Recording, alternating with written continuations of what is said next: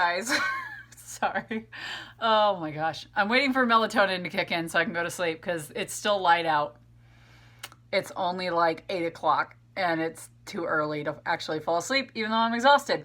So I got the idea to do a quick little video on 3 ways to stay inspired to keep writing and get your novel done. Now, 2 of these are things that I've heard talked about before, and one of them is I think is unique to me because I'm fucked up. But so we're gonna do the 2 more common ones first. So the first way to keep inspired to keep writing and get your novel written, or whatever it is that you're writing, short stories, poems, whatever the heck your fancy is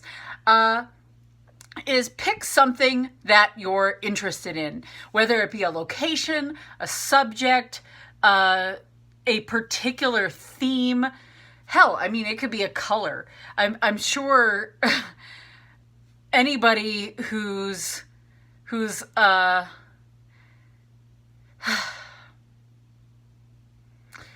read any classic literature knows that color is typically used kind of in a theme, but you can even use color, something as just non-pretentious as that, and make it into the super pretentious thing with like a green light across the lake and yellow being whatever the fuck yellow is in that book. Anyway, sorry, I hate that book, by the way. I know I shouldn't, but I do. I hate that book. I hate that the whole story. It's just depressing as hell.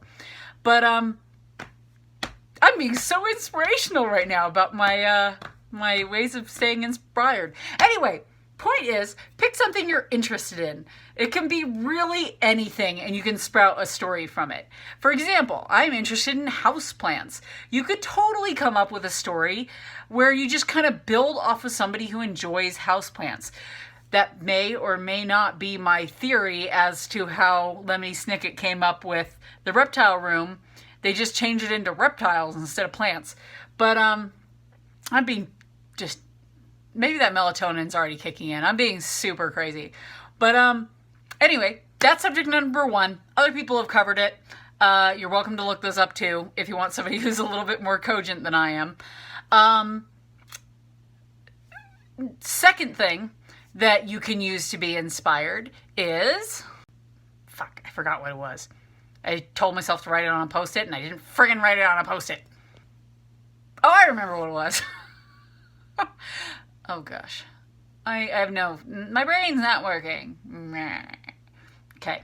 All right. The second thing that you could use to keep yourself inspired is focus on the end goal. This is one I've been using a lot recently because I've been telling myself that as soon as I get my first draft done, and I mean like kind of go through it for spelling and like major spelling and grammar errors, I am going to try out CreateSpace and print myself an unedited proof copy and hold it in my hands. And something about that like excites me so much, and it has been motivating me through like nothing else to actually pressing forward and actually getting more stuff done instead of doing like fluff work, which I am really good at coming up with, where I'm like, I'm technically getting words done, but these are like editing notes, and it's just like, I'm not actually getting anywhere with this. So that's another thing, is end goal. What is your actual end goal out of it? Even if it's just like a smaller goal, like not your actual end goal, but some sort of reward for yourself.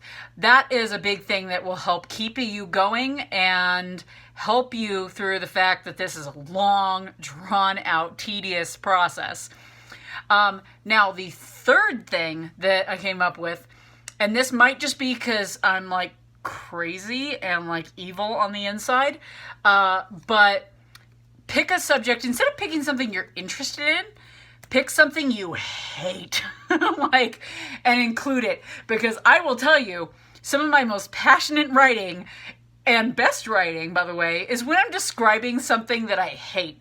For example, I have this one little bit in my very first chapter where I'm describing this person that I dislike to the nth degree, And I'm basically describing all the traits in this type of person that I just hate.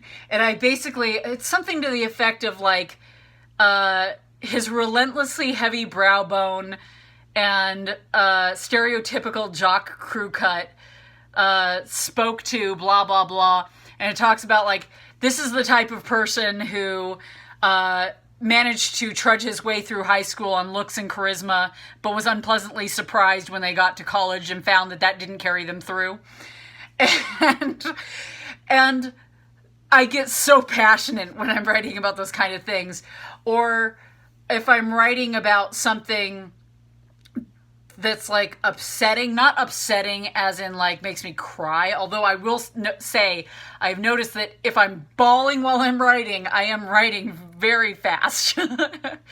But I had another chapter that went extremely easily for me, and it was it was first person because it was a monologue and I typically do third person, but I was writing from the perspective of a person who was attempting to escape a disaster with their family.